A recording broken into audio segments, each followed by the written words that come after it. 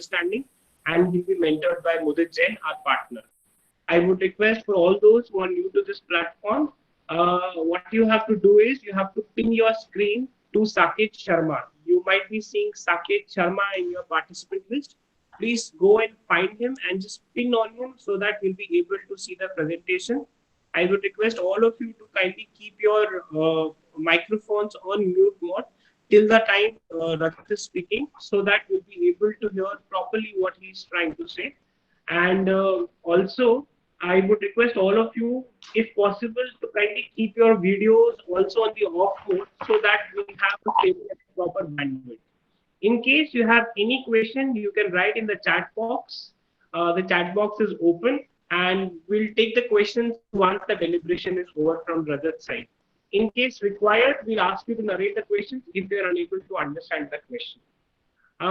Before I hand over to Rajat, one more thing which I would like to communicate to all of you that from Monday onwards, though our office was open, but we were not meeting any of the clients or the client visit to the office was not possible. But from Monday onwards, we'll be able to have meetings with you, keeping in context the social distancing norms. So, in case any of you wants to visit office for any discussion on appointment basis, we may do so, or you want us to visit, we can plan it accordingly. Also, I would request all of you because now things would open up gradually. So it is a good time to again have a dry run of all the security and the safety norms which government has explained to all of us. And all the resource owners may at their offices do a dry run to understand what are those places where an extra precaution needs to be taken care of, and all those things which we can communicate to our staff, our associates, our clients, our vendors, so that all of us are safe and secure when we go back to the normal economic activities. So with this, I hand over to Rajat and Udit for the for the session. Again, I'm requesting all of you may pin to Saket Sharma. Thank you all of you. Thank you, Yashar. Good afternoon, all of everyone. Once again, I welcome you on behalf of Deadline Companies today's webinar. We are in next 90 minutes. We are going to cover broadly two topics: optional tax regime for individual and HUF, and optional tax regime for companies. Uh, Further, I think this will be helpful for all of you. So we start from very first topic. Uh, Saket sir, next slide, please.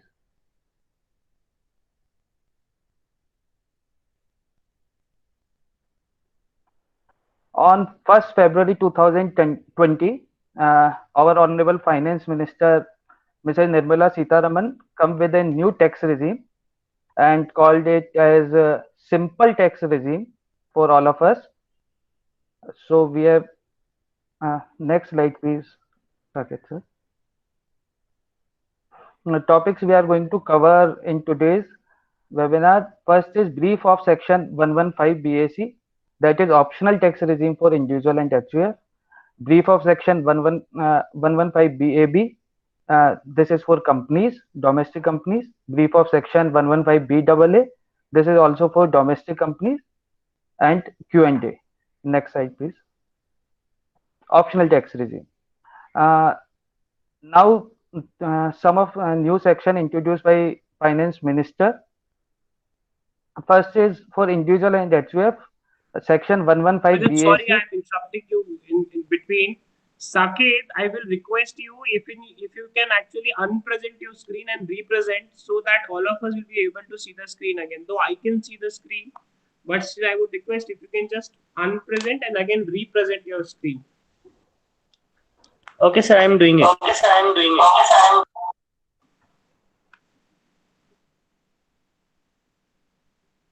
and in the meantime, all of you are requested to pin to Saket's screen. You'll be able to see the presentation. Thank you. Sorry, Rajat, for interrupting. Not an issue, sir.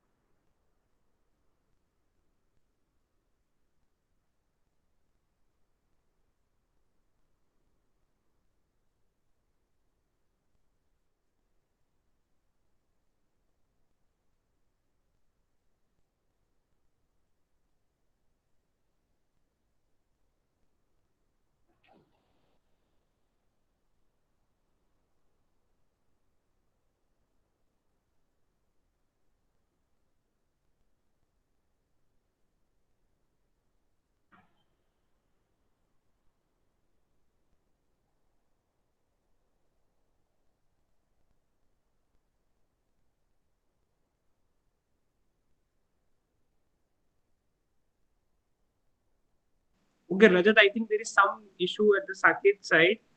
Um, can you I am, share the screen, Rajat? yes, sir. I am sharing the screen.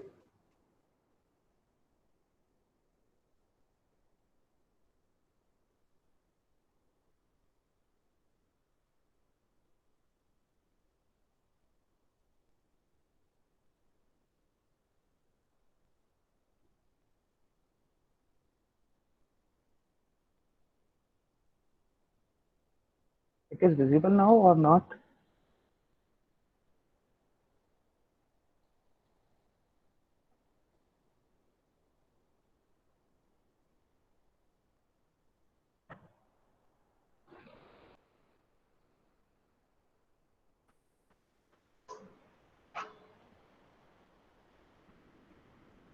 Rajat, it is not visible.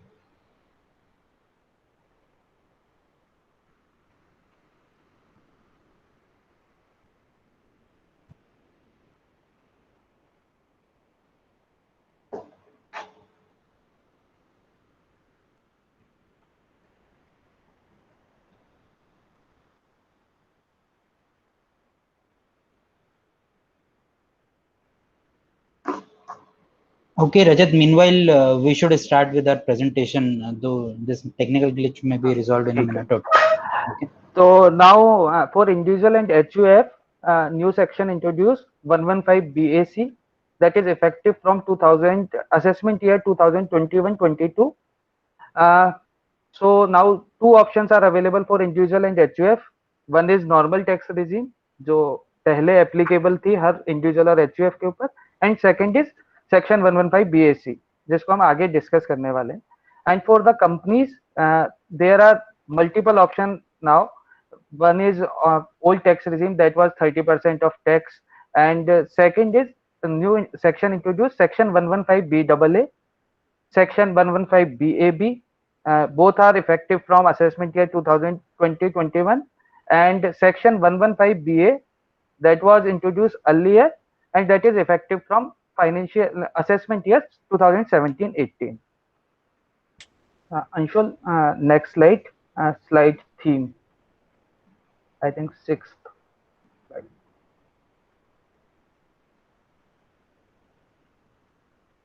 Next.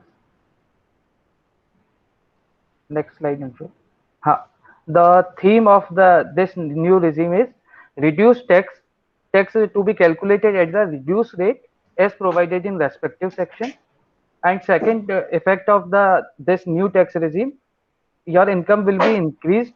Certain benefits need to be foregone, like exemption, deduction, set off of losses that is not available for you in new tax regime. Next slide, please. Chapter 12. Chapter 12 of the Income Tax Act covers this new regime. A provision of optional tax regime are part of this chapter, and subject to the provision of other section of Chapter 12, STCG, short-term capital gain, covers under Section 115A, tax at 15%. Long-term capital gain covers under Section 112A at 10%. Income from unexplained source, that is covered under section 115 BBE, that is tax at 60%, and balance income tax at the rate provided on optional tax regime. We will discuss it in next few slides. Anshul, next. Uh, Let us start with section 115 BAC, optional tax regime for individual and HUF. So applicability of this section, it is applicable on individual and HUF even to non resident. तो इस वाली tax regime जो individual और HUF के लिए introduce हुई है, इसमें नॉन रेजिडेंट भी कवर होगा, subject to the condition of subsection 2 not to be claim of certain exemption, deduction and set off losses. तो हमें इस जो रिजीम है इसके अंदर कुछ एग्जेम्पशन, डिडक्शन और जो लॉसेस सेट ऑफ करने का बेनिफिट था जो हमें ओल्ड रिजीम में मिलता था, वो हमें हमें अब इस ऑप्शनल टैक्स रिजीम को ऑप्ट करने के बाद नहीं मिल पाएगा. ये स्कीम हमें ऑप्ट करनी होगी यदि हमें इस सेक्शन 115 BAA में टैक्स पे करना है, तो हमें इस ऑप्शन को इसका एक्सरसाइज करना होगा. And this is effective from assessment year 2021-22 onwards. Next slide please. This is slab rates for individual other than senior citizen. So first, initially, in this slide, both old regime and new regime slab rate are shown. Up to 2,50,000 पहले भी tax नहीं लगता था, अब भी tax नहीं लगेगा. 2,50,000 to 5 lakh, 5% in old and new regime. 5 lakh to 7,50,000 old regime में 20% and new regime में 10%.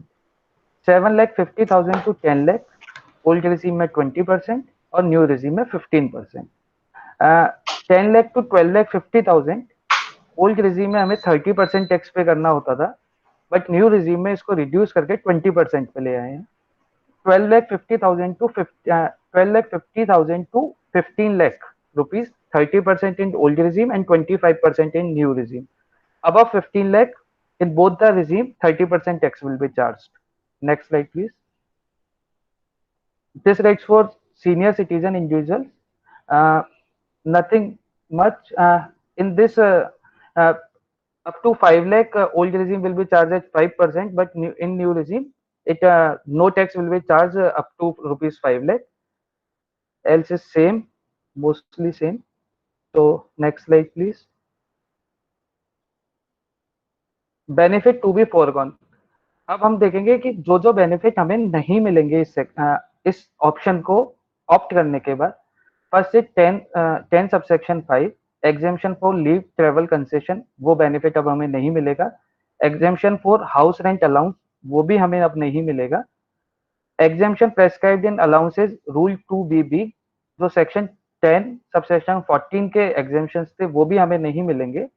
पर कुछ एग्जेम्पशंस इस सेक्शन के हमें मिलेंगे, like transport allowance to Divyang employees, allowances for official conveyance, travel allowance for tour or transfer. These exemption are available. And rule 3, free food और beverage voucher का जो हमें पहले एग्जेम्पशन मिलता था, वो अब हमें नहीं मिलेगा. Section 16, all deduction from salary, standard deduction and deduction of for professional tax, जो हमें सैलरी पे लास्ट ईयर तक 50,000 का स्ट्रेट फॉरवर्ड डिडक्शन मिलता था, वो अब हमें नहीं मिलेगा. Section 57(2)(a), standard deduction against family pension, वो अब हमें नहीं मिलेगा. Next slide please Anshul. इसके बाद 1032 exemption for minors income club, उसका बेनिफिट अब हमें नहीं मिलेगा. 24B, सेल्फ ऑक्यूपाइड प्रॉपर्टीज पे जो इंटरेस्ट का डिडक्शन हमें मिलता था, वो अब हमें नहीं मिलेगा.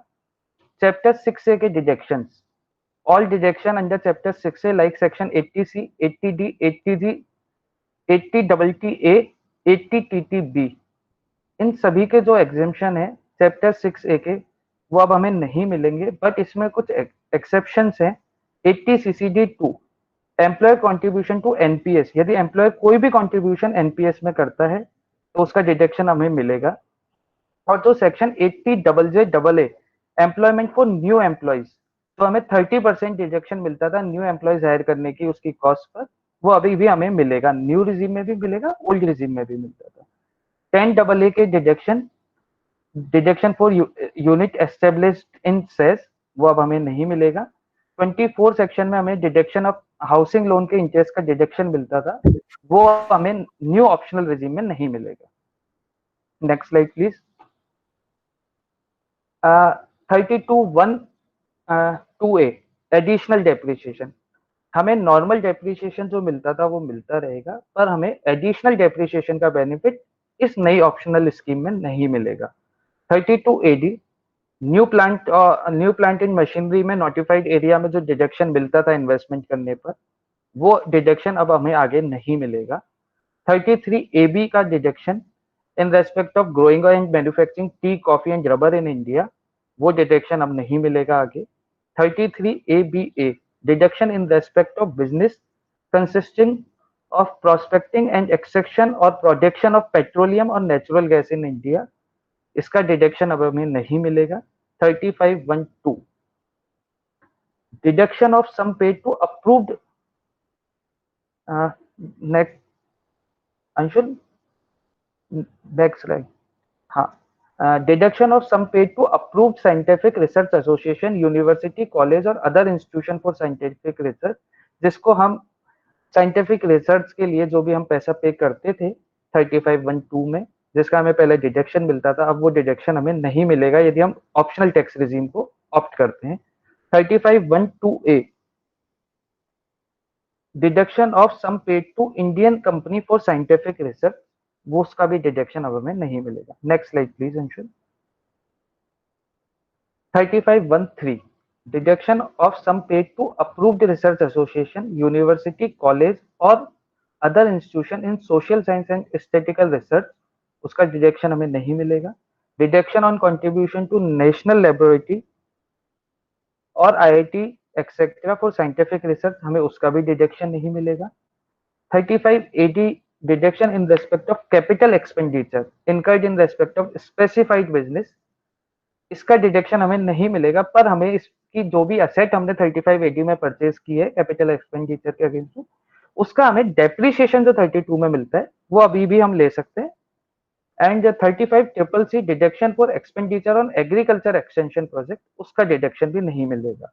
एनी एग्जेम्पशन और डिडक्शन फॉर अलाउंस और perquisite provide under any other law also not available, like जो ये लास्ट में लिखा हुआ है कि किसी भी और सेक्शन में हमें कोई भी एग्जेम्पशन नहीं मिलेगा, जो भी हमें लाइक हाई कोर्ट और सुप्रीम कोर्ट के जो जजेस हैं उनकी सैलरीज और परक्विजिट्स को सैलरीज एक्ट में एग्जेम्पशन दी हुई है कि वो टैक्सेबल नहीं होंगे, पर यदि वो लोग भी सुप्रीम कोर्ट और हाई कोर्ट के जजेस एक्सेट्रा वो लोग भी यदि इस स्कीम को ऑप्ट करते हैं तो उनको उसका बेनिफिट नहीं मिलेगा। Next slide please. No set off losses, तो इस ऑप्शनल टैक्स रिजीम में जो अभी इंट्रोड्यूस किया सेक्शन 115(b)(a) यदि हम ऑप्ट करते हैं तो हमें पुराने लॉसेस का सेट ऑफ का बेनिफिट नहीं मिलेगा। नो सेट ऑफ लॉसेस और depreciation carry forward which is attributable to the benefits which have been denied. Like इसका कहने का मतलब ये है सिंपल वर्ड्स में, जो भी नेट सेट ऑफ लॉसेस और डेप्रिसिएशन है जिसका बेनिफिट अब हमें नहीं मिलेगा, लाइक साइंटिफिक रिसर्च में हमने कोई इन्वेस्टमेंट किया था, साइंटिफिक रिसर्च के लिए हमने कोई पैसा कंट्रीब्यूट किया था, उसका हमें जो डिडक्शन मिलता था उसकी वजह से यदि मेरा कोई लॉस हुआ है तो उसका बेनिफिट मैं अब नहीं ले सकता। और ऐसे ही डेप्रिसिएशन में कोई एडिशनल डेप्रिसिएशन की वजह से मेरा अनएब्जॉर्ब डेप्रिसिएशन हो गया, उसका बेनिफिट अब मैं नहीं ले सकता। लाइक अब हमें दो पार्ट करने होंगे अपने सेट ऑफ वो अपने कैरी फॉरवर्ड लॉसेस के। फर्स्ट जो रिलेटेड है इस बार हमें एग्जेम्पशंस और डिडक्शन मिल सकते हैं उनका, और जो हमें नहीं मिल सकता उनका, तो हम कैरी फॉरवर्ड सिर्फ उन्हीं को कर सकते हैं जो बेनिफिट हम अभी भी 115(b)(a) में ले सकते हैं। अनएब्जॉर्ब डेप्रिसिएशन एडिशनल, जो एडिशनल अनएब्जॉर्ब डेप्रिसिएशन है वो अब हमें नहीं मिलेगा, पर इसमें एक स्कीम में बेनिफिट दिया गया है कि इसको हम वेरी फर्स्ट ईयर मतलब असेसमेंट ईयर 2021-22 से ही ऑप्ट कर लेते हैं, तो हमारा जो अनएब्जॉर्ब डेप्रिसिएशन है एडिशनल वाला उसे हम WDV में ऐड कर सकते हैं। यदि हम फर्दर आगे के सालों में यदि इस स्कीम को ऑप्ट करते हैं तो हमें WDV में उसको ऐड करने का बेनिफिट नहीं मिलेगा। And no set off losses under head of income from house property with any other heads of income. House property की इनकम का, हाउस प्रॉपर्टी हेड की इनकम और लॉस, जो लॉस हमें होगा वो हम किसी भी अदर हेड की इनकम के साथ सेट ऑफ नहीं कर सकते। Next slide please. House property की इनकम जो मैं बता चुका हूं, आगे next slide. Depreciation assessee having business और profession mandatory to claim. Section 32 में जो डेप्रिसिएशन है, जो भी रेट प्रेस्क्राइब सेपरेटली है इस सेक्शन के लिए, उसमें मैंडेटरी है डेप्रिसिएशन अंडर सेक्शन 32 क्लेम करना, but additional depreciation can't be claimed in this section when you opt optional tax regime under section 115(b)(a), you can't claim additional depreciation. Next slide please. This is the important point. Exercise of new tax regime. Option to pay tax under section 115 need to be exercised in the prescribed manner. आपको एक method बताया है, उस method में आपको इस regime को opt करना है। Assessee having, there are two type of assessee. first is having income from business and profession, and other is other assessee not having income from business and profession. So first we talk about the assessee having income from business and profession. तो जो business and profession की head में cover होता है, जिनकी income business and profession head में आती है, उन्हें 139(1) की रिटर्न, मतलब जो हमारी बेसिक रिटर्न होती है, need to be exercise on or before the due date of filing the return. 139(1) की रिटर्न ओरिजिनल रिटर्न होती है, ना कि लेट रिटर्न, बिलेटेड रिटर्न और रिवाइज रिटर्न. तो हमें यदि ये स्कीम ऑप्ट करनी है तो हमें ओरिजिनल रिटर्न ही फाइल करनी होगी 139(1) की. बिलेटेड रिटर्न और रिवाइज रिटर्न में हम ये स्कीम ऑप्ट नहीं कर सकते हैं. For any assessment year or not necessary for assessment year 2021-22. This scheme can be opt in any subsequent assessment year. It is not necessary to opt in assessment year 21-22. Once exercised, it will be applied to for all subsequent year. For the person assessee having income from business and profession, this scheme opt once, then it will be applied for all subsequent assessment year. You cannot opt back it. Allow to withdraw once in a thereafter in any subsequent year. आप एक बार इसको opt out कर सकते हैं, withdraw कर सकते हैं, पर फिर आप कभी भी आगे किसी भी असेसमेंट ईयर में इस स्कीम में वापस जाने के लिए एलिजिबल नहीं होंगे. And the assessee not having income from business और प्रोफेशन, जिनके बिजनेस और प्रोफेशन हेड में इनकम नहीं है, उन लोगों के लिए बेनिफिट है कि आप जब भी अपनी आईटीआर भरेंगे, पहली आईटीआर 139(1) मतलब ओरिजिनल आईटीआर जब आप भरेंगे, तब 139(1) के आईटीआर भरते टाइम आपके पास ऑप्शन होगा कि आप ओल्ड रिजीम ऑप्ट करना चाहते हैं या न्यू रिजीम ऑप्ट करना चाहते हैं. Options need to be exercise every year separately. Business and profession head की तरह इसमें ये कंपल्शन नहीं है कि आपने एक बार ऑप्ट कर लिया तो आप आगे सब्सिक्वेंट असेसमेंट ईयर में यही स्कीम चलती रहेगी, आप ऑप्ट बैक नहीं कर सकते, या फिर आपने एक बार आपको जो बेनिफिट मिला था वैसा नहीं है. इसमें आप हर साल आपके पास ऑप्शन होगा कि either you have to opt old regime or new regime. Switch in switch out is possible freely. मतलब आप कभी भी इस स्कीम को ऑप्ट कर सकते हैं और कभी भी इस स्कीम से ऑप्ट आउट हो सकते हैं. Next slide please Anshul. Making a choice. This is roughly idea and it is depend upon the each and every case, not the final conclusion. Income before benefit, किसी भी एग्जाम्पशन डिडक्शन से पहले ये income है 7,50,000 up to, यदि आपके 1,25,000 तक के डिडक्शन होते हैं तो आपके लिए न्यू रिजीम बेनिफिशियल है, और यदि उससे ज्यादा होते हैं अबव 1,25,000 तो old regime should be continued. In case of income before benefits आपकी 10 लाख तक है तो अप टू 1,87,500 तक के केस में आपको न्यू रिजीम ऑप्ट करनी चाहिए, और यदि उससे ज्यादा आपके डिडक्शन वगैरह हैं तो आपको ओल्ड रिजीम में रहना चाहिए. In case of 12,50,000 up to 2,08,330 तक आपको न्यू रिजीम में रहना चाहिए, और उससे ज्यादा यदि आपके डिडक्शन एग्जेम्पशन है तो आपको ओल्ड रिजीम में रहना चाहिए.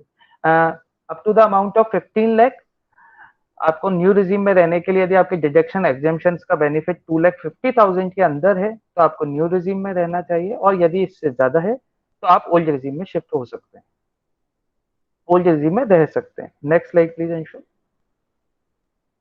TDS on salary. Employer's liability to deduct tax at source under section 192 at the rate in force. हम सब लोग ये जानते हैं कि एम्प्लॉयर को अपने एम्प्लॉयज की सैलरी पर TDS सेक्शन 192 में काटना होता है. जो भी रेट TDS काटने की सैलरी के केस में है वो सेक्शन 2 सबसेक्शन 37A में प्रेस्क्राइब्ड है, जो नॉर्मल स्लैब रेट होती है. 115 BAC में एक्चुअल में फाइनेंस एक्ट में लिखी होती है नॉर्मल स्लैब रेट, पर जो सेक्शन 115 BAC है वो फाइनेंस एक्ट में प्रेस्क्राइब नहीं है, वो इनकम टैक्स एक्ट का सेक्शन है. दैट इज ड्यू टू विच कोई इनेबलिंग प्रोविजन नहीं था कि हमें नई रिजीम में टैक्स काटना है या पुरानी रिजीम में काटना है. तो इसके क्लैरिफिकेशन के लिए एक सर्कुलर C1 आया था 13 अप्रैल 2020 को. वहां पे ये जो इशू था उसको रिजॉल्व किया गया. Employee need to intimate is employer about his intention to opt, मतलब लाइबिलिटी एम्प्लॉयज के ऊपर डाली है कि एम्प्लॉयज को जो स्कीम को ऑप्ट कर रहे हैं उन्हें अपने एम्प्लॉयर को बताना है कि they are opting new tax regime और नॉट। इफ इंटीमेशन रिसीव, यदि एम्प्लॉयर को इंटीमेशन रिसीव हो जाती है तो उसे सेक्शन 115 बीएसी के अंदर टीडीएस काटना है।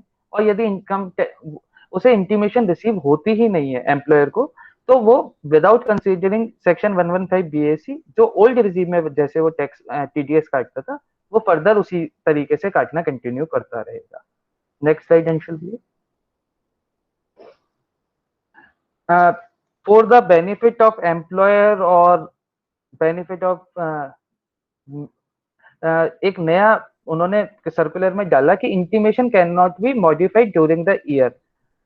शायद एम्प्लॉयर को बेनिफिट की वो बार बार एम्प्लॉय चेंज ना करे अपने उसको और कांस्टेंट रेट पे ही टीडीएस कटता रहे, तो इन्होंने सर्कुलर में ये क्लियर किया कि एक बार एम्प्लॉय ने बोल दिया कि मुझे न्यू स्कीम ऑप्ट करनी है तो वो अपनी पूरे साल में उसको मॉडिफाई नहीं कर सकता इंटीमेशन को।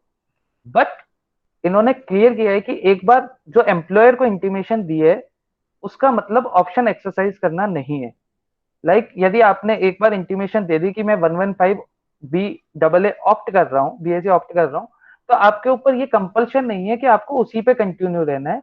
आप अपनी रिटर्न फाइलिंग के टाइम पे अपनी जो इंटीमेशन दी है उससे डिफरेंट भी रिटर्न फाइल कर सकते हैं। Exercise of the option at the time of filing of return could be different. जो आपने इंटीमेट किया है अपने एम्प्लॉयर को उससे डिफरेंट भी हो सकती है। Employees having income under the head PGBP, intimation for subsequent year must not be deviate from the option one exercise in previous year। जिनकी PGBP की इनकम है उन्होंने एक बार यदि ये ऑप्शन ऑप्ट कर लिया तो वो चेंज नहीं कर सकते हैं, इसलिए वो अपने एम्प्लॉयर को चेंज वो सब्सिक्वेंट ईयर में उसे बताने की जरूरत ही नहीं है, क्योंकि उसका ऑप्शन वही रहेगा जो पहले दिया हुआ है। इस सर्कुलर में भी और कहीं पे भी ये नहीं बताया गया है कि टाइम लिमिट क्या है एम्प्लॉय को अपनी इंटीमेशन देने की, तो अभी तक कोई टाइम लिमिट प्रेस्क्राइब नहीं है। In this case employer have right to deduct TDS and old regime, और उसके बाद जब भी अपना एम्प्लॉय बताएगा कि मैं नई रिजीम ऑप्ट कर रहा हूं तो वो उसके आगे उस रेट पे टीडीएस काटना शुरू कर देगा। Next slide Anshul please. Alternate minimum tax, ये सेक्शन अब एप्लीकेबल नहीं होगा, इसमें ज्यादा कुछ डिस्कस करने का है भी नहीं। Next slide Anshul. Section 115 B double A and B A B, optional tax regime for certain domestic companies. ये इन दोनों सेक्शनों के जो कॉमन पॉइंट्स हैं वो हम यहाँ पे कवर कर रहे हैं, फिर हम बी ए बी को सेक्शन को अलग से भी आगे फर्दर कंटिन्यू करेंगे। सेक्शन 115 बी डबल ए, इसकी एप्लीकेबिलिटी डोमेस्टिक कंपनी पे होती है और इसकी एप्लीकेबिलिटी के लिए कोई और कंडीशन नहीं दी गई है, लाइक कि उसको सर्टेन टाइप का बिजनेस करना पड़ेगा या फिर उसका टर्नओवर की लिमिट होगी, ऐसा कोई कंडीशन प्रेस्क्राइब नहीं है। सिर्फ डोमेस्टिक कंपनी होनी चाहिए, उसके ऊपर section 115 B double A applicable हो जाएगा यदि वो ऑप्ट करता है तो। सेक्शन 115 बी ए बी, उसके लिए कंडीशन दी गई है कि it should be A domestic company, it should be a new company set up or register or after 1/10/2019, मतलब 1 अक्टूबर के बाद कंपनी सेटअप और रजिस्टर होनी चाहिए। Company should be manufacturing company not having any business other than specified business. जो business specify किया हुआ है इस सेक्शन के लिए वही बिजनेस होना चाहिए और वो मैन्युफैक्चरिंग बिजनेस होना चाहिए। Next slide please Anshul.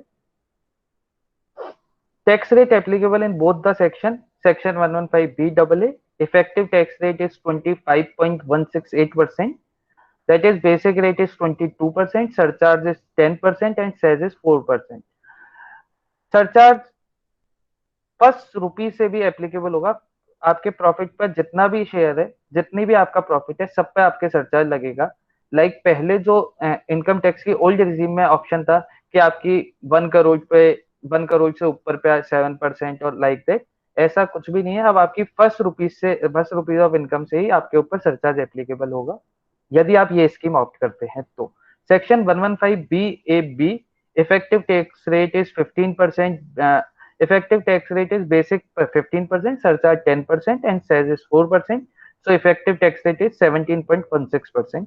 Higher rate for certain specific income, जो अब मैन्युफैक्चरिंग के अलावा किसी भी ऑपरेशन से आपने इनकम कमाई है उसके ऊपर एक अलग रेट प्रेस्क्राइब्ड है जो इस सेक्शन में, वो हम आगे डिस्कस करेंगे कि उस पर क्या रेट लगेगी।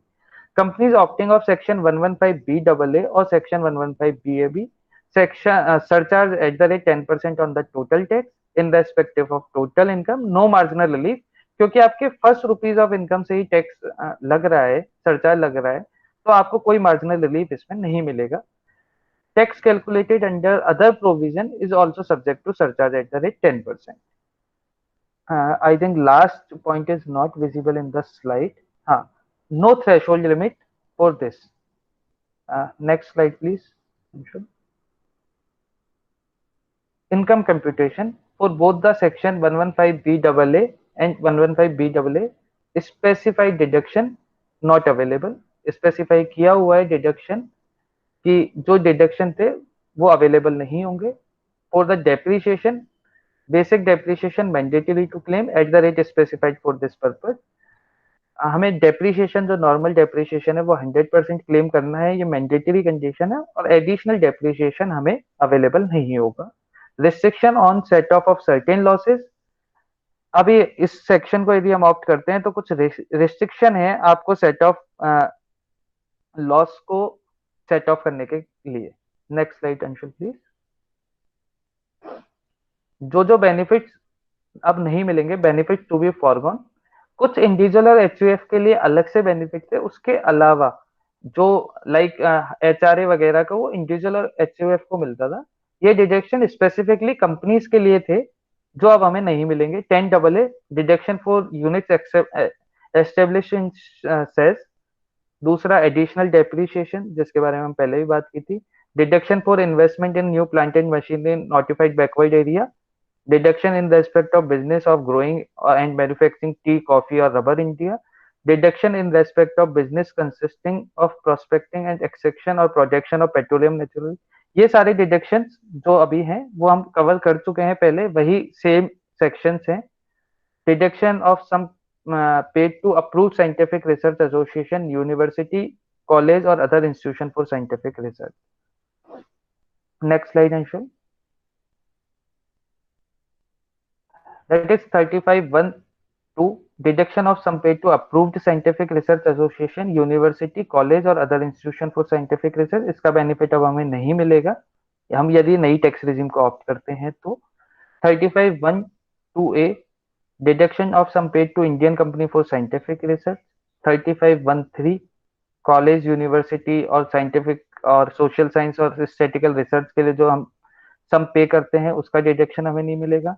नेशनल लेबोरेटरी और आईआईटीज को जो साइंटिफिक रिसर्च के लिए हम अमाउंट पे करते हैं उसका डिडक्शन नहीं मिलेगा।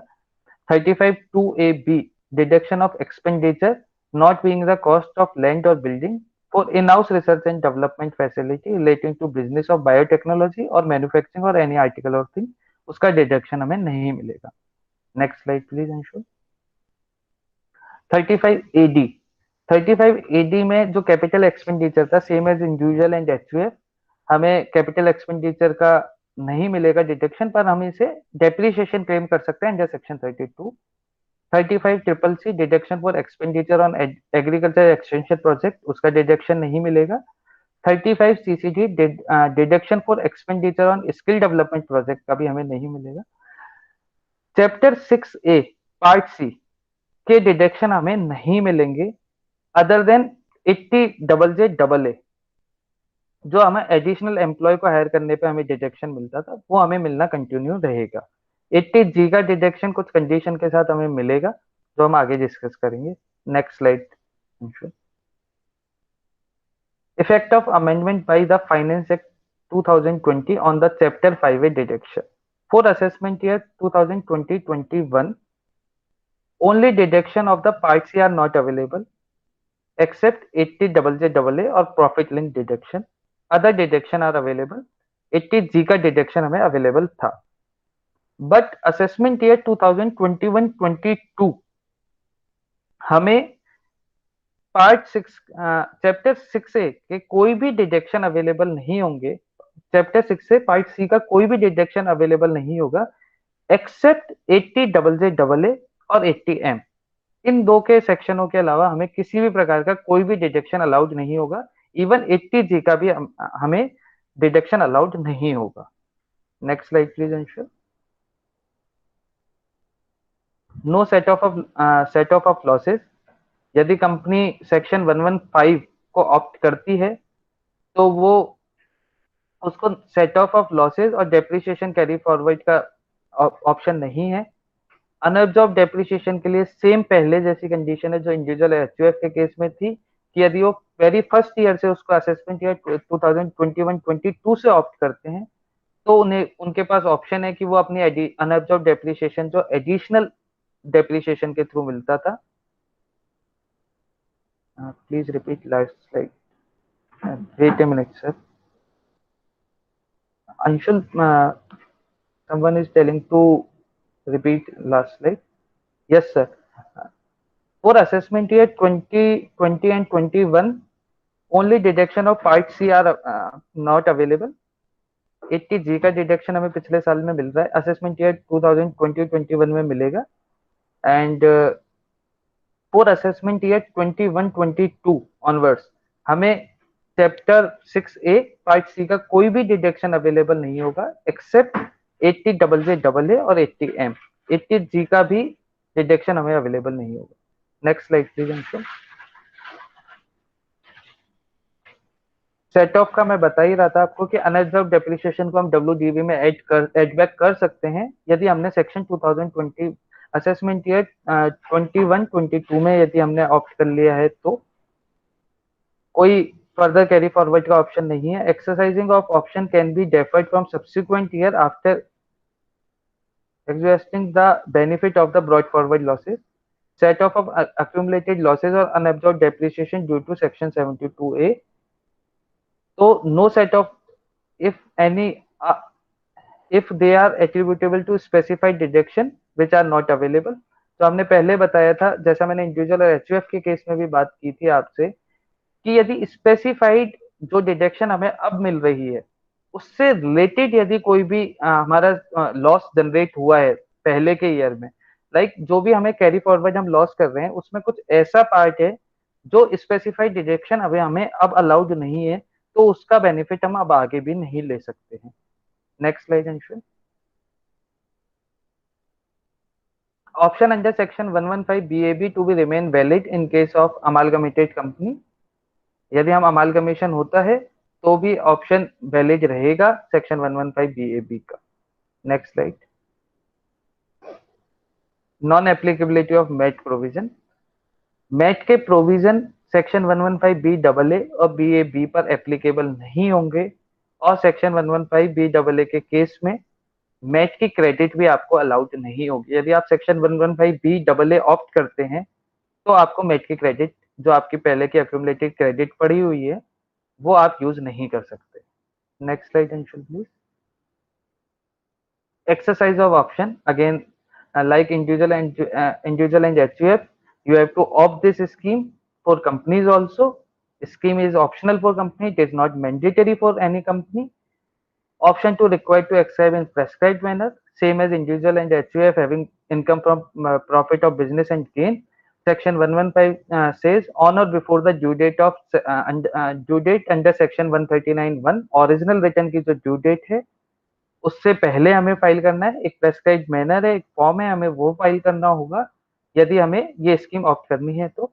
और सेक्शन 115 BAB ऑन और after the due date under section 139(1) for furnishing of first of the return of the income for assessment for any previous year relevant to assessment year 2020 और 21। हम जब भी पहली रिटर्न फाइल करेंगे तब हमें इस ऑप्शन को ऑप्ट उससे पहले ओरिजिनल से पहले हमें एक फॉर्म भरना होगा इस स्कीम को ऑप्ट करने के लिए। एंड ये स्कीम एक बार ऑप्ट कर ले तो हम विथड्रॉ नहीं कर सकते हैं। Once option is exercise it can not be withdrawn. Option to be exercise only one और it will automatically for subsequent apply automatically for subsequent year. एक बार ये स्कीम हमने ऑप्ट कर ली तो ये ऑटोमेटिकली सब्सिक्वेंट ईयर पे अप्लाई हो जाएगी। Next slide Anshul please. Mudit sir, you want to add some points in these? Yeah, I would like to add some points. रजत ने आप लोगों के साथ सबसे पहले डिस्कस किया था सेक्शन 15B(a)(c), जो कि इंडिविजुअल्स के लिए ऑप्शनल टैक्सेशन स्कीम है, चाहे वो बिजनेस कर रहे हो या फिर वो सैलरीड हो। जो सबसे मेन पॉइंट है इस ऑप्शनल स्कीम में देखने के लिए वो ये है कि अगर कोई इंडिविजुअल जिसका बिजनेस है वो एक ही बार वो स्कीम को चूज करके ऑप्ट आउट कर सकता है, वो बार बार हर साल ऐसा नहीं कर सकता कि एक साल उसने ऑप्शनल स्कीम में टैक्स दिया, दूसरे साल उसने कन्वेंशनल में दिया, फिर तीसरे साल वापस ऑप्शनल में दिया, फिर चौथे साल वापस इसमें दिया। वो ऐसा नहीं कर सकता। तो अगर कोई भी एसएससी जिसका बिजनेस इनकम है साथ में, उसको ये फॉरकास्ट करना पड़ेगा कि उसके लिए आने वाले टाइम में आज उसके जो भी सिनेरियो हैं, जो भी फ्यूचर इनकम उसने प्रोजेक्ट करी है, उसके हिसाब से कौन सी स्कीम में टैक्स उसको कम देना पड़ेगा। और अगर मैं बात करूं सैलरीड लोगों की, तो फॉर एग्जांपल अगर किसी भी कंपनी में बहुत सारे एम्प्लॉयज होंगे और उनमें से बहुत सारों का टीडीएस भी कट रहा होगा, वो बेसिक एग्जेम्पशन लिमिट से ऊपर होगा उनका सैलरी। तो अब जब उनका टीडीएस कटना है तो आप लोगों के पास ये एक इंफॉर्मेशन होनी चाहिए कि वो जो भी जना जब अपने रिटर्न फाइल करेगा तो वो नई स्कीम को ऑप्ट करेगा या कन्वेंशनल स्कीम जो थी इनकम टैक्स की उसी में टैक्स देता रहेगा। अब अगर जो आपका एम्प्लॉय है उसकी सिर्फ सैलरीड इनकम है तो कोई दिक्कत नहीं है, वो आपको इंटीमेशन देगा, आप उसके हिसाब से उसका टीडीएस काटेंगे और वो अपनी रिटर्न फाइल कर देगा। पर जहां पे आपका एम्प्लॉय ऐसा है जिसकी बिजनेस इनकम भी है साथ में, मैं उन केसेस की बात कर रहा हूं, जैसे नॉर्मली एम्प्लॉय के केस में ये चीज देखने को नहीं मिलती है कि सैलरी के साथ साथ बिजनेस इनकम भी है। पर मैं बात कर रहा हूं उनकी, जैसे फॉर एग्जांपल डायरेक्टर्स हैं आपके यहाँ पे, डायरेक्टर्स के केस में हो सकता है ऐसा कि उन वो सैलरी भी मिल रही हो कंपनी से और उनका कोई पर्सनल कैपेसिटी में बिजनेस भी हो। ऐसे लोगों के लिए ये स्कीम में ऑप्ट आउट करने के चांसेस सिर्फ एक बार है। तो ऐसों के लिए बहुत जरूरी है ये चीज प्रोजेक्ट करना कि फ्यूचर टैक्सेस कितने आने वाले हैं प्रोजेक्टेड इनकम के हिसाब से, और जो अपनी कॉस्ट आएगी वो कौन से वाले ऑप्शन में कम आने वाली है। तो ये चीज बहुत जरूरी है चेक करना जब भी आप ऑप्शन चूज करने के लिए डिसाइड करेंगे। सेकंड चीज, क्योंकि अब नई वाली जो स्कीम है उसमें चैप्टर 6A के बोलते हैं हम लोग आम भाषा में उसको, जैसे मान लीजिए कोई इंश्योरेंस का आपको डिडक्शन मिलता है, आपको म्यूचुअल फंड्स का डिडक्शन मिलता है, फिक्स डिपॉजिट का डिडक्शन मिलता है, अलग अलग लॉक इन पीरियड्स हैं अलग अलग चीजों के। अभी मान लीजिए आप म्यूचुअल फंड में अभी पैसा डालते हैं जिसका लॉक इन पीरियड 3 साल का है, आप 1.5 लाख रुपया म्यूचुअल फंड में डालते हैं हर साल। अभी आप ये चाहते हैं क्योंकि अब आपको डिडक्शन नहीं मिलेगा म्यूचुअल फंड का, तो आप इसको रिस्ट्रक्चर करना चाहते हैं।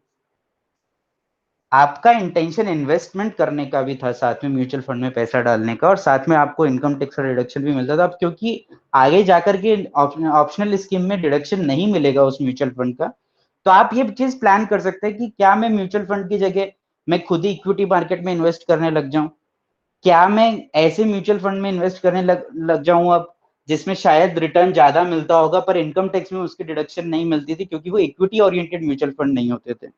इक्विटी ओरिएंटेड म्यूचुअल फंड्स वो होते हैं जहां पे 65% उस फंड का पैसा इक्विटी मार्केट में इन्वेस्ट होता है, 35% कहीं और भी हो सकता है इन्वेस्ट उसका। तो जो इनकम टैक्स में डिडक्शन मिलता है वो सिर्फ इक्विटी ओरिएंटेड जो म्यूचुअल फंड्स हैं, अगर आप 3 साल तक के लॉक इन में रखेंगे उसको तो उसी का डिडक्शन मिलता है।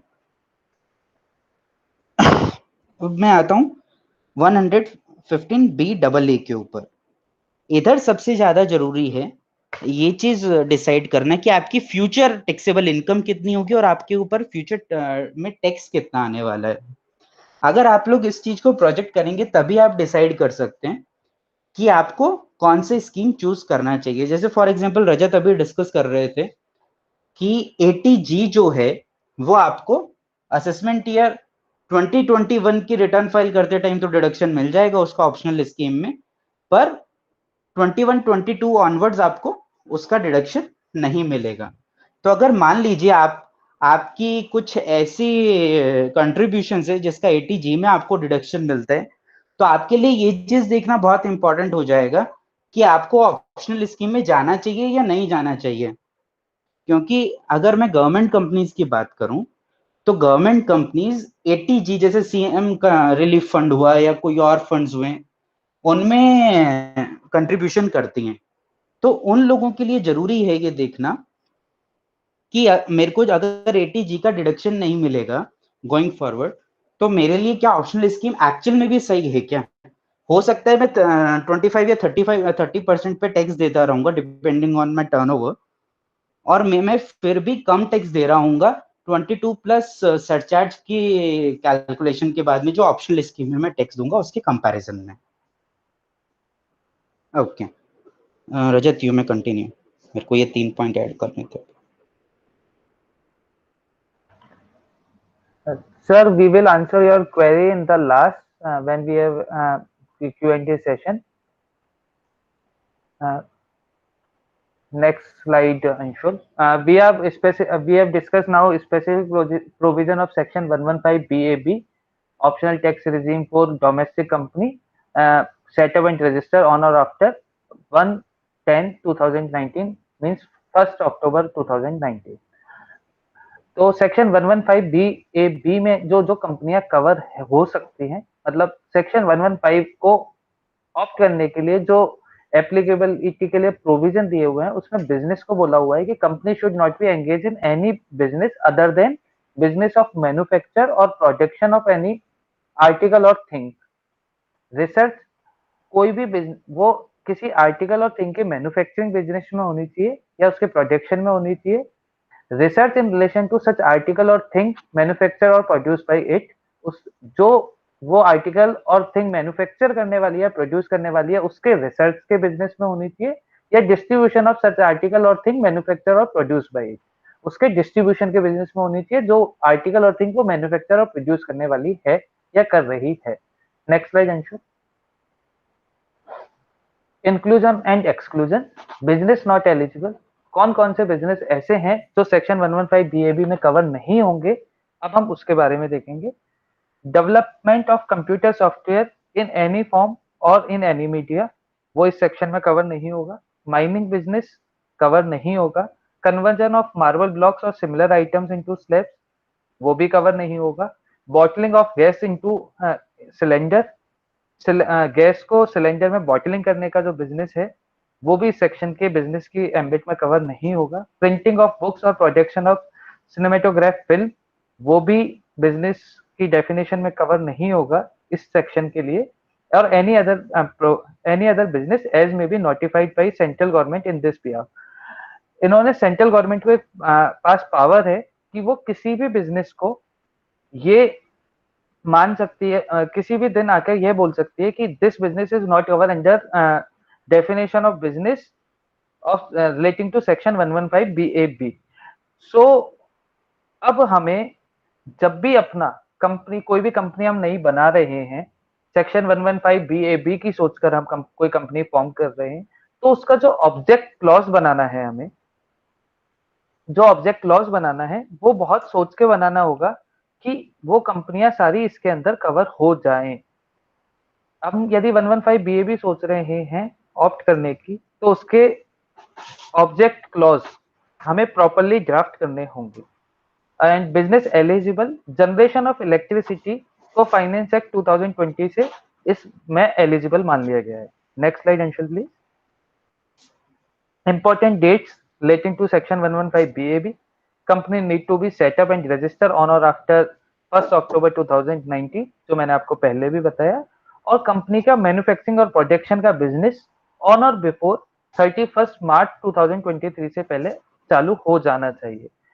यदि कंपनी का मैन्युफैक्चरिंग यदि वो सेटअप 1 अक्टूबर 2019 के बाद हुई है पर उसका मैन्युफैक्चरिंग और प्रोडक्शन स्टार्ट नहीं हुआ है 31 मार्च 2023 तक, तो वो इस स्कीम को ऑप्ट नहीं कर सकती, वो सेक्शन 115 BAB को ऑप्ट नहीं कर पाएगी। Next slide Anshul please.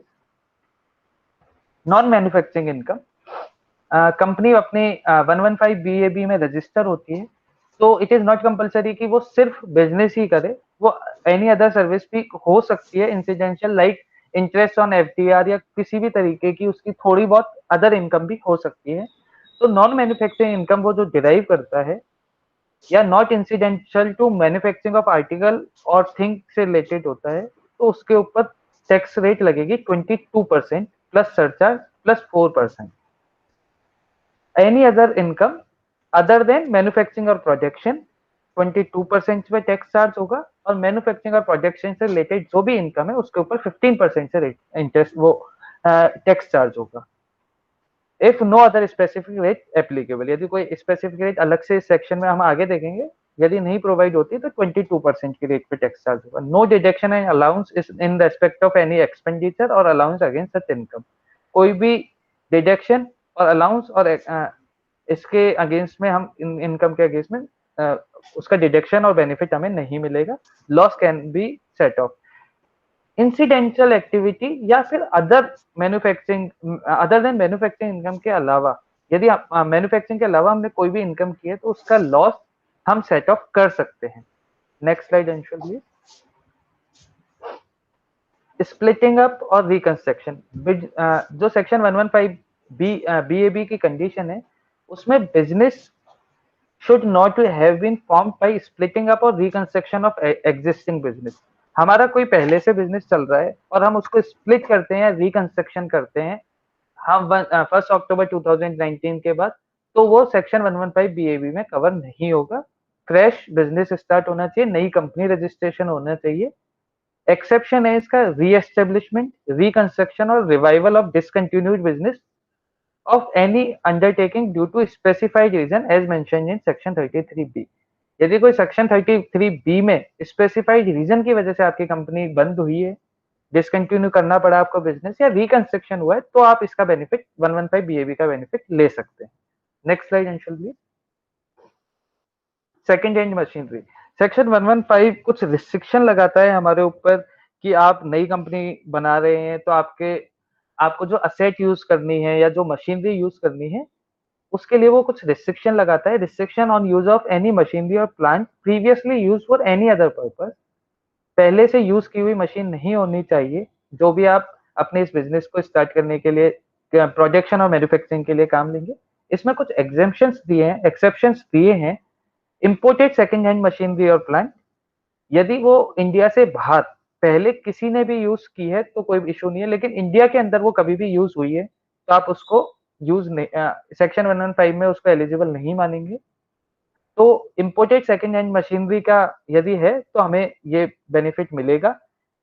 If total value of such machinery और plant less than 20% of the total value of machinery और plant use by the company, यदि जो सेकंड हैंड मशीनरी है उसकी वैल्यू 20% of total value of machinery और plant company ने use किया उससे 20% से कम है तो उसको सेकंड हैंड मशीनरी यूज करने की परमिशन दे देंगे। Other section chapter 6A tax holiday, it is not formed by the transfer of a new business of machinery or plant previously used for any purpose, यानी हमारी machinery पहले से use नहीं हुई होनी चाहिए। सेक्शन 115 BAB कहता है it does not use any machinery और plant previously use for any purpose, किसी भी तरीके से पहले यूज्ड नहीं होनी चाहिए। कुछ एक्सेप्शंस हैं, इंपोर्टेड मशीनरी और 20% से कम की वैल्यू का हो तो कोई इशू नहीं होगा। Next slide please. Hotel and convention centre, restriction on use of building, building से रिलेटेड भी बोलते हैं सेक्शन 115 में कि बिल्डिंग प्रीवियसली यूज नहीं होनी चाहिए होटल और कन्वेंशन सेंटर के लिए। एंड होटल और कन्वेंशन सेंटर को डिफाइन किया हुआ है सेक्शन 80 ID में, होटल 2 स्टार और उससे अबव का, और कन्वेंशन सेंटर प्रेस्क्राइब पैरामीटर्स हैं रूल 18 DE में जिसे हम होटल और कन्वेंशन सेंटर मानेंगे। तो थोड़ा सा इसमें इशू ऐसा होगा कि होटल और कन्वेंशन सेंटर, किसी भी कोई कंपनी अपनी बिल्डिंग परचेज करती है तो उसे उसका बैकग्राउंड देखना होगा कि वो कभी पहले होटल और कन्वेंशन सेंटर के लिए यूज हुआ है क्या। यदि वो यूज हुआ है तो हमें सेक्शन 115 BAB का बेनिफिट नहीं मिलेगा। Next slide please. Related party transaction, business between company and any other person need not to be related party otherwise, producing more than ordinary profit which might be expected to arise in such business, owing to close connection between them or any other reason, provision similar to 80 IA. तो इसमें section 115 BAB में assessing officer के पास power दी हुई है कि वो profit की रीजनेबलनेस को देखे और excess amount of the profit shall still be deemed to be income of the company.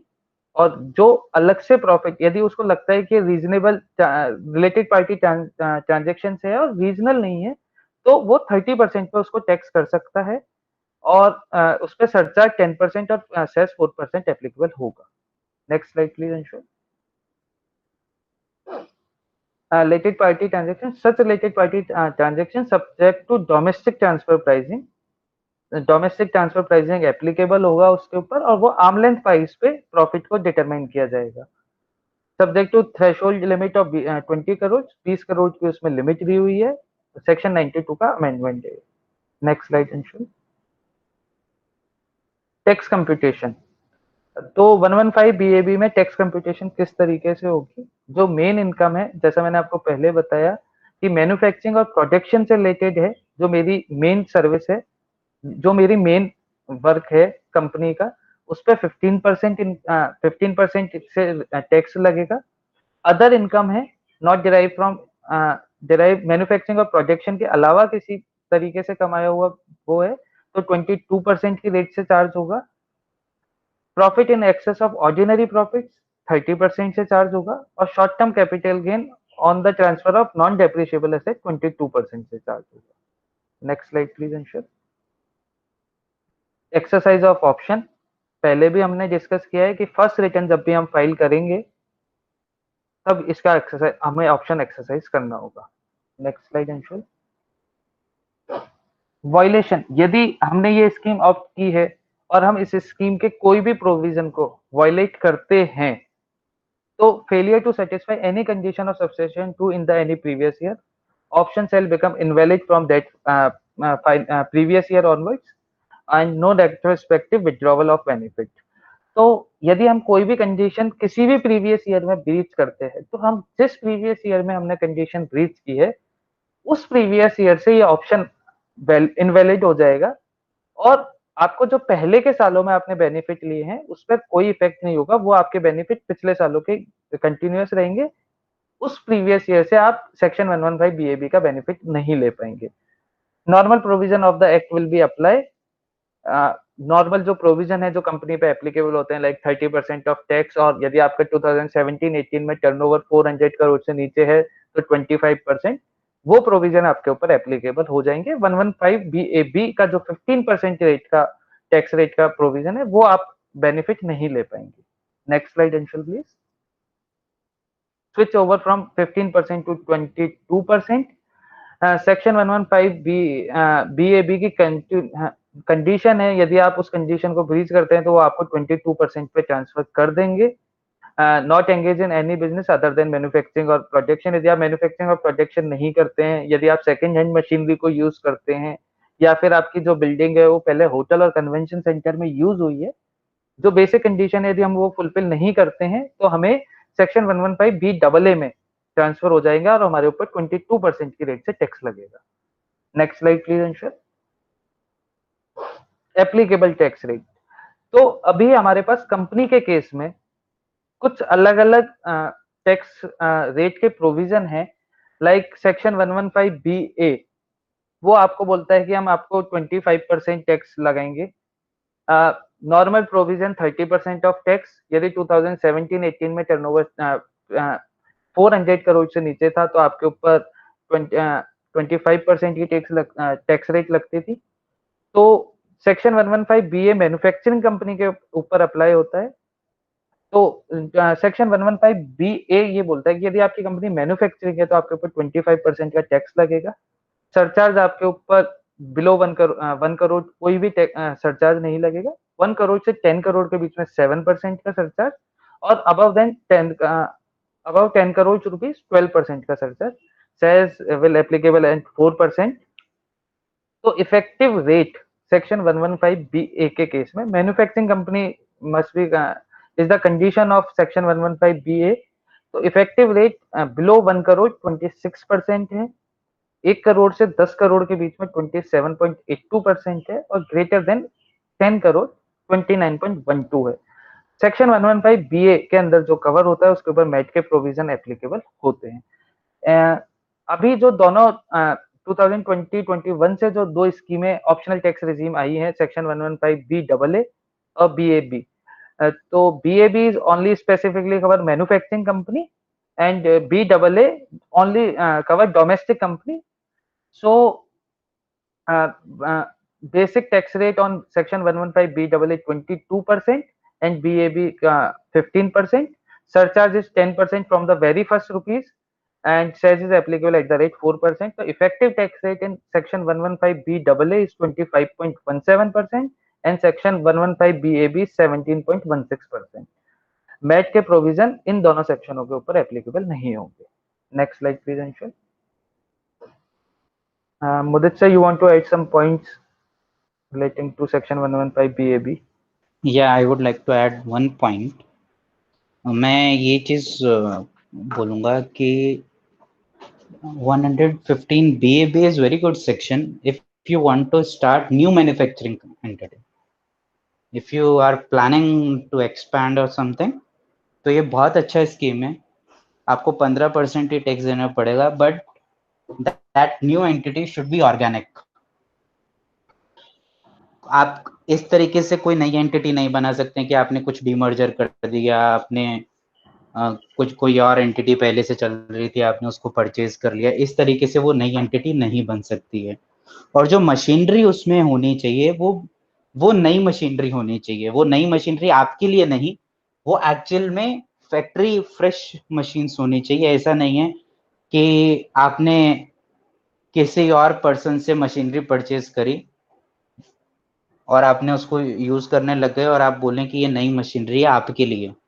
ऐसा नहीं है, वो फ्रेश मशीन्स होनी चाहिए। तो 20% का एक लिमिट है उसके अंदर, ये 20% जो आपकी टोटल मशीन्स हैं उसका 20% आप ओल्ड मशीनरीज आपके पास हो सकती हैं, सेकेंड हैंड मशीनरीज आपके पास हो सकती हैं। सेकेंड जो मोस्ट इम्पॉर्टेंट थिंग इसमें है वो ये है कि जो इम्पोर्टेड प्लांट एंड मशीनरी है, अगर आप इंपोर्ट करते हैं किसी भी मशीनरी को, तो उसको अगर आप चाहे सेकेंड हैंड भी इंपोर्ट करेंगे तो उसको एक्सक्लूजन में नहीं डाला है इन्होंने। मतलब अगर आप second hand plant and machinery भी इंपोर्ट करते हैं तो वो भी फ्रेश ही मानी जाएगी। मतलब तो उसमें ऐसा नहीं होगा कि आपको इस स्कीम से बाहर कर दिया जाएगा। Otherwise it is very good scheme. अगर आप एक्सपेंशन के लिए प्लान कर रहे हैं तो you can definitely go for this scheme. आपको जो नॉर्मल इनकम टैक्स देना पड़ता है डेफिनेटली उससे कम देना पड़ेगा। एक हर्डल आएगा बस। हर्डल ये है, अगर आप कुछ ऐसा ट्रांजेक्शन्स करना चाहते हैं जिसमें रिलेटेड पार्टीज का इन्वॉल्वमेंट बहुत ज्यादा है, वहां पर पे आपके पास आर्म लेंथ प्राइस पे आपने वो ट्रांजेक्शन्स किए हैं। आर्म लेंथ प्राइस का मतलब ये होता है कि मान लीजिए मैं एक बिजनेस कर रहा हूं, मैं कोई चीज 100 रुपए की सेल करता हूं नॉर्मली किसी भी इंसान को। मैंने रिलेटेड पार्टी को, मेरे फॉर एग्जाम्पल मेरा ब्रदर था, मैंने उसको वो चीज 50 रुपए में ही सेल कर दी। तो ऐसे ट्रांजेक्शन को बोला जाता है कि ये आर्म्स लेंथ पे नहीं हुआ, क्योंकि मैं 100 रुपए में किसी और को बेचता हूं और मैंने मेरी रिलेटेड पार्टी को कोई चीज अगर 50 रुपए में बेची है तो वो ऑब्वियसली ये ट्रांजेक्शन आर्म्स लेंथ पे नहीं है। मेरे को ये ट्रांजेक्शन भी 100 रुपए पे ही करना चाहिए था। तो अगर ऐसा है जहां पे रिलेटेड पार्टी का इन्वॉल्वमेंट बहुत ज्यादा है और वो 20 करोड़ से क्रॉस हो जाएगा वॉल्यूम उन ट्रांजेक्शन्स का, तो वहां पे जरूरी है कि वो सारे ट्रांजेक्शन्स जो भी हैं वो आर्म्स लेंथ पर हों और उसका प्रॉपर डॉक्यूमेंटेशन होना चाहिए आपके पास में कंपेयर करने के लिए कि अगर आपने 100 रुपए में रिलेटेड पार्टी को कोई चीज बेची है तो वो चीज अगर आप किसी और को बेच रहे हैं तो वो भी 100 रुपए में बेचे, और अगर आप वो चीज किसी और को नहीं बेचते तो अगर आपका कोई कॉम्पिटिटर उसको सेल कर रहा है तो वो भी 100 रुपए में ही करता हो। बेसिकली आपको ये चीज प्रूव करने के लिए कोई डॉक्यूमेंट होना चाहिए कि आपने ट्रांजेक्शन आर्म्स लेंथ पे किया है। रजत। Okay, sir. We are at the last illustration. We have used some illustration which will help you to understand the provision. Next slide, Anshul. Come with first discussion.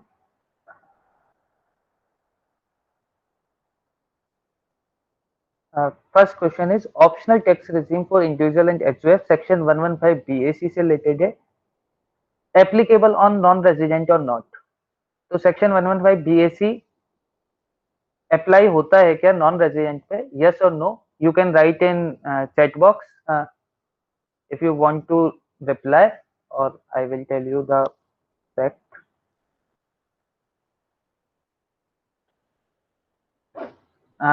So optional tax regime जो individual और HUF के लिए है 115 BAC, वो non resident को भी cover करता है. तो yes, it is applicable even to non resident also. Next question please Anshul. Second question again relating to section 115 BAC. Can assessee claim additional depreciation? So answer is no. Assessee can't claim additional depreciation in section 115 BAC. Additional depreciation के लिए restriction है कि हम section 115 BAC को opt करते हैं तो हम additional depreciation claim नहीं कर सकते, हम normal depreciation claim करते रहेंगे. Next question Anshul please.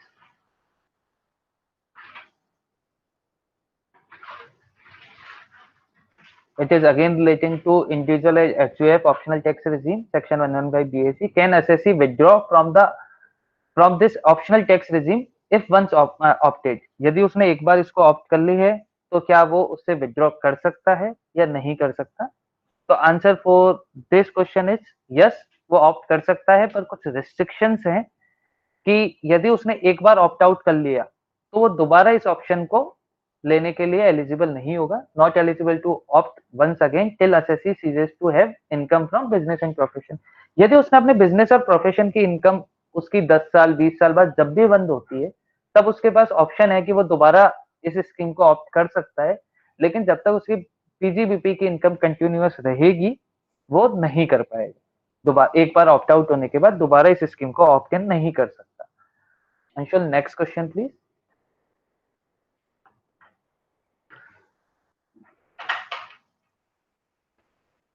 Optional tax regime for individual and HUF again. Then assessee need to exercise of new tax regime. इसको exercise कब करना है? तो for the person having income from profit of business, profit relating to profit and PGBP income, then on or before the due date of file ITR. ITR filing से पहले उसे इस scheme को ऑप्ट करना है यदि हमारी पीजीबीपी की इनकम है, और यदि हमारी अदर देन पीजीबीपी की इनकम है, मतलब असेसी जिसकी इनकम पीजीबीपी में नहीं कवर होती है, तो वो आईटीआर जब भी फाइल करेगा उसके साथ इस स्कीम को ऑप्ट इन कर सकता है. Next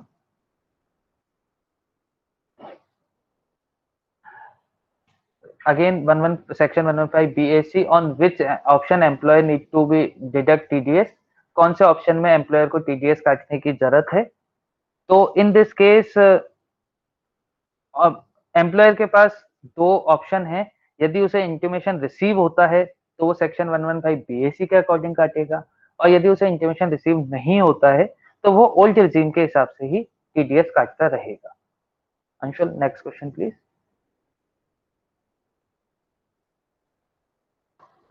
again 115 BAC. Can employ modify his intimation during the year?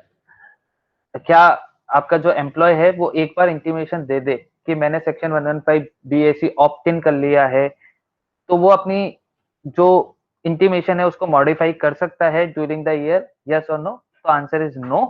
Employ can't modify his intimation during the year. This is cleared by circular C1 dated 13 April 2020. Next question please.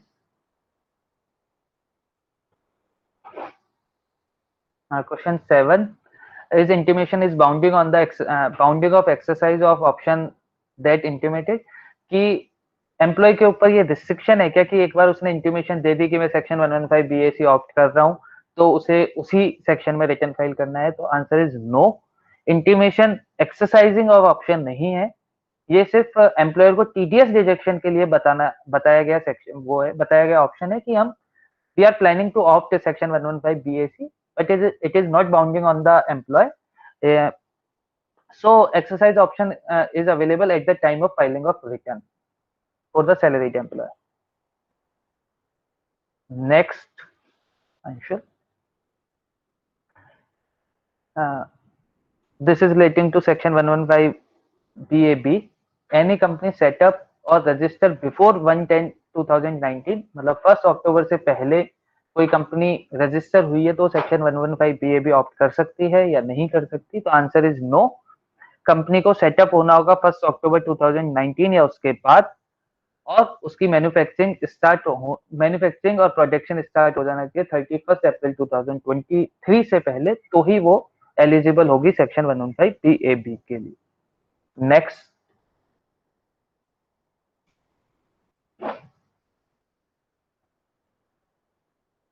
है deduction under section 80G available for the companies exercise option under section 115। वो तो 80G के deduction अभी हमें मिल रहे हैं 2021 के लिए। अंशुल, यस।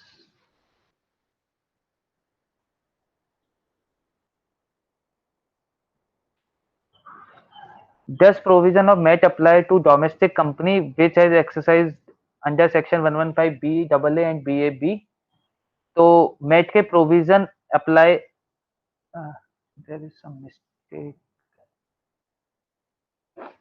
तो मैट के प्रोविजन अप्लाई नहीं होंगे यदि कोई भी कंपनी मैट के प्रोविजन सेक्शन 115 BAA और BAB यदि हम ऑप्ट करते हैं तो मैट के प्रोविजन उसके ऊपर अप्लाई नहीं होंगे। Anshul, next please. Is option under section 115 BAA and BAB is mandatory? The answer is no, this is not mandatory. It is optional to exercise these options for the companies. Company के management का decision है कि वो इस scheme को opt करना चाहती है या नहीं करना चाहती। Next question please. Does option under section 115 BAA and BAB need to opt every year? No, answer is no. ये ऑप्शन एक बार हम ऑप्ट करते हैं तो ऑटोमेटिकली सब्सिक्वेंट ईयर के लिए अप्लाई हो जाता है। हर साल हमें इस स्कीम को ऑप्ट करने की जरूरत नहीं है। Now we come with the case studies. We have 3 case studies, so it will help us to. Rajat, sorry to interrupt, एक बार केस स्टडी स्टार्ट करने से पहले let me take up that query in chat box. Okay, Bohra sir का ये query है कि ये जो अपन ने अमेंडमेंट बताया था 80G वाला, सो बेसिकली मेनली उसका कंसंट्रेशन 80G पे ही है जो अमेंडमेंट था, ठीक है। वो पार्ट सी को बेसिकली हटा दिया गया है वहां से।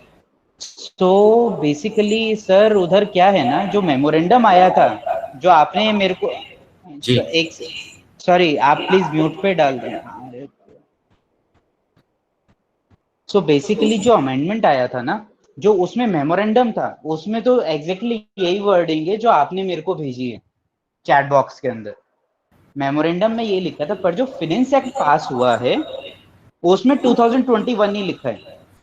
तो जो अमेंडमेंट की एग्जैक्ट वर्डिंग्स हैं वो मैंने आपको चैट बॉक्स में भेज दी। तो ये असेसमेंट ये अभी वाला जो है उधर से कंटिन्यू करेगा, पहले वाले में आपको डिडक्शन मिल जाएगा इसका।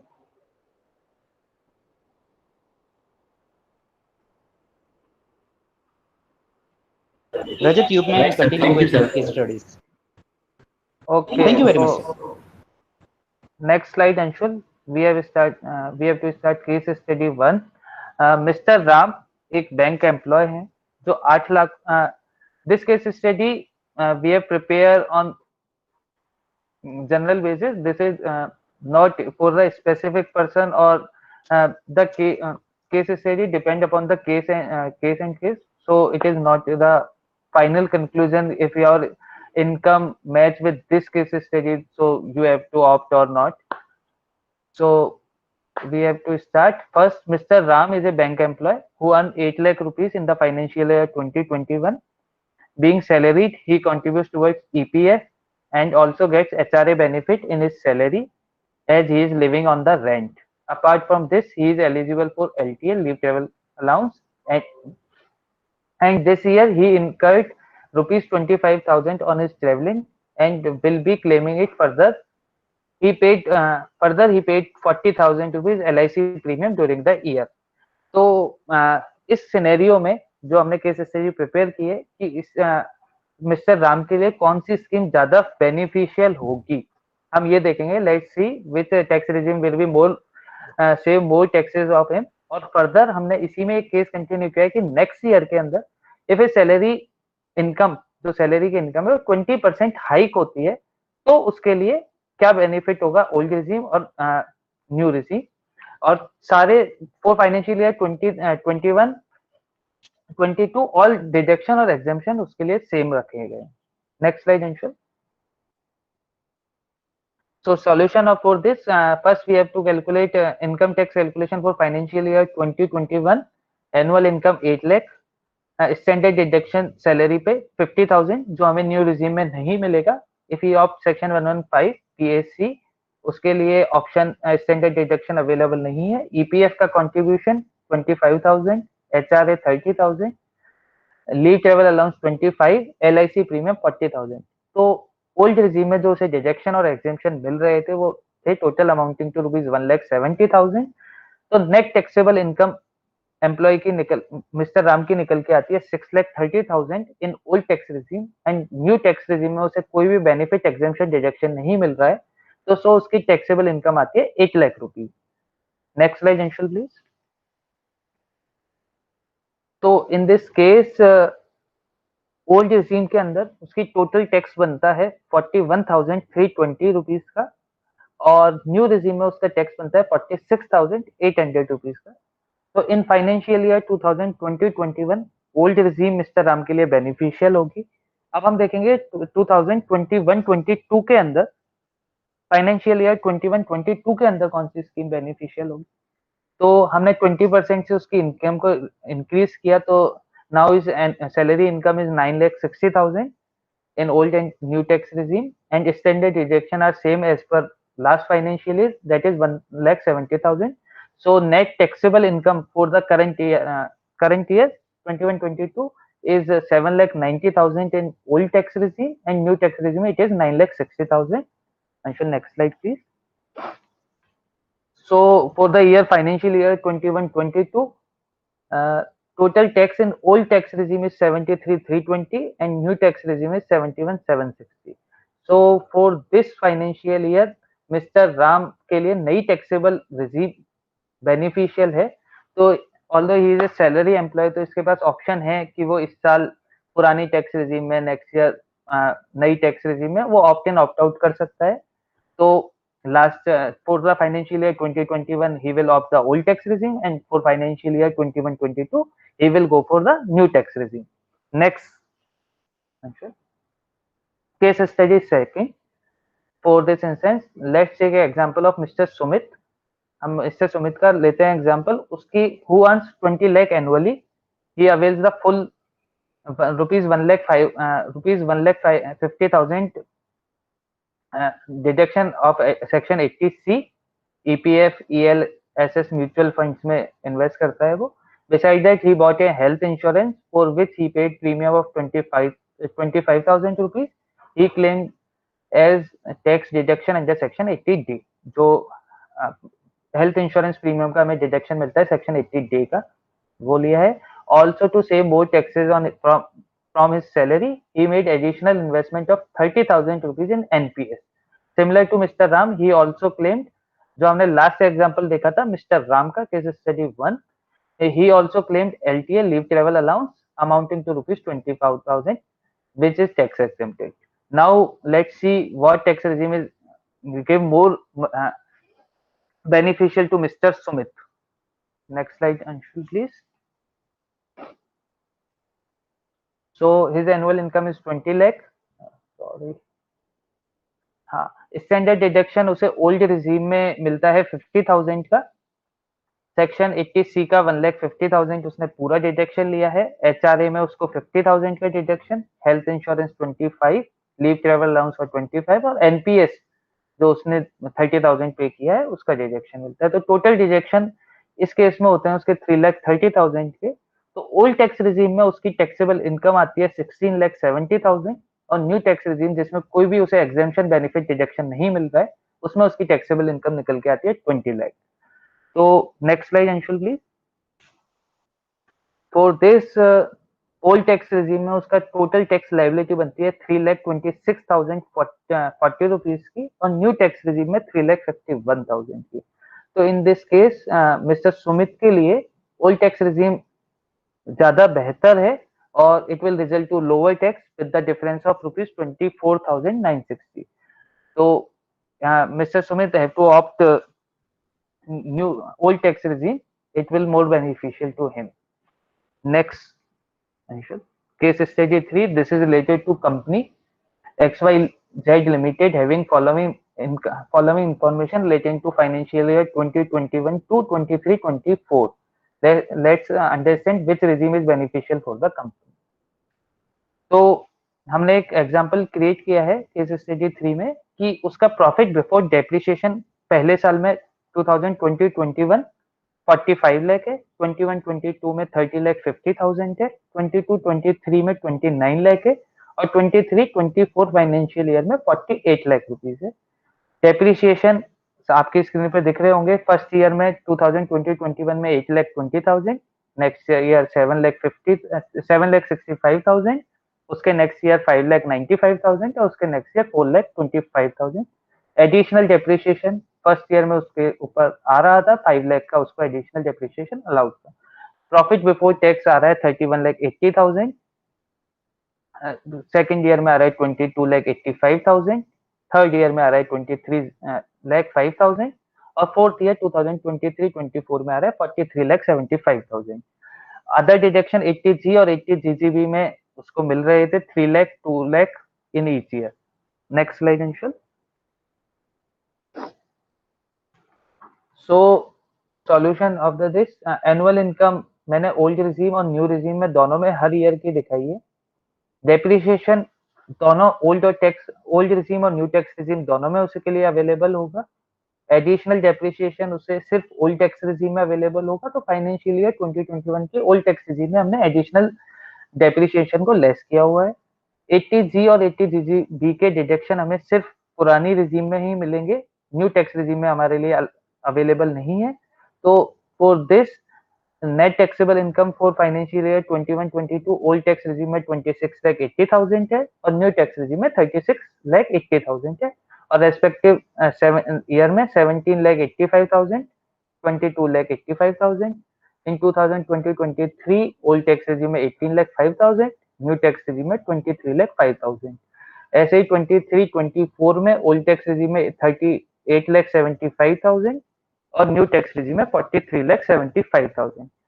Next slide Anshul please. So total tax liability हम देखते हैं। Minute, wait a minute.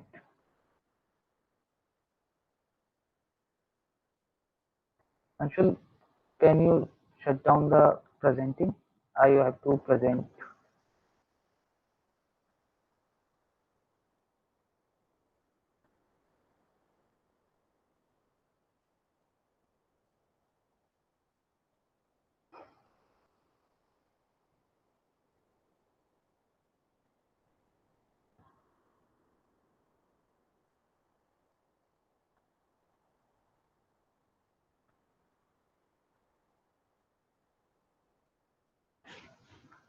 It is visible to all of you or not?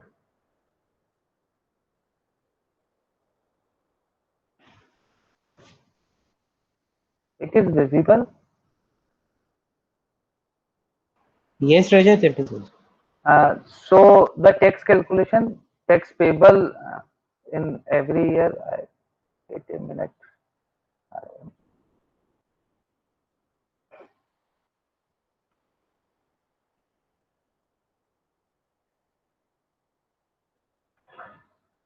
Wait a minute.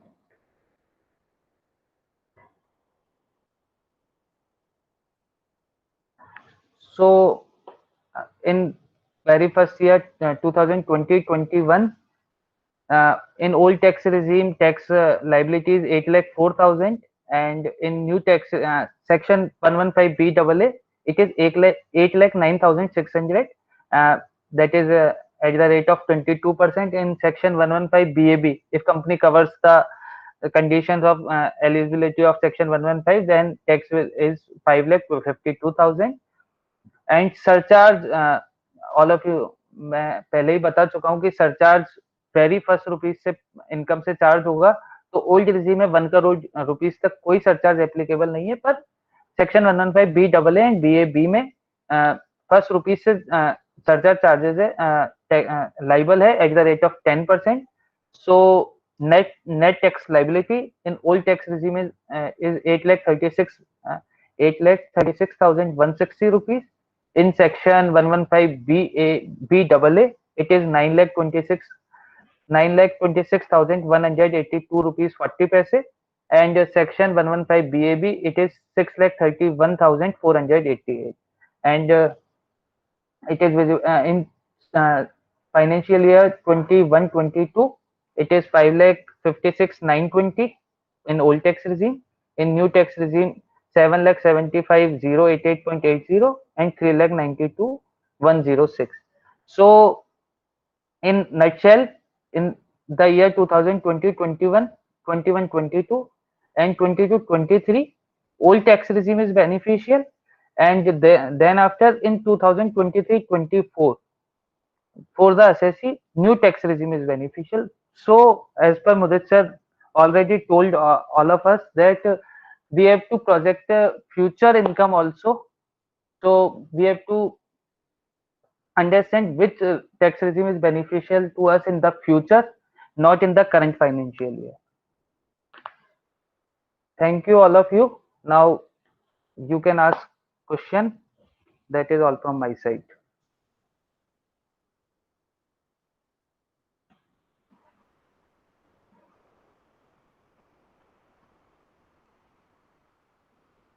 Any questions?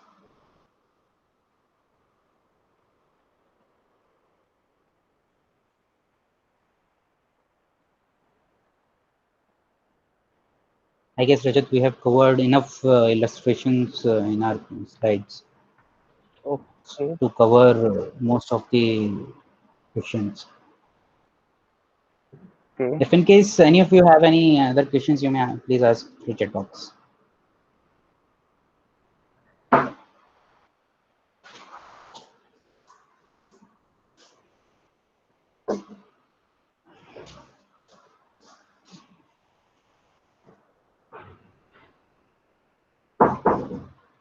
I think we don't have any more questions. So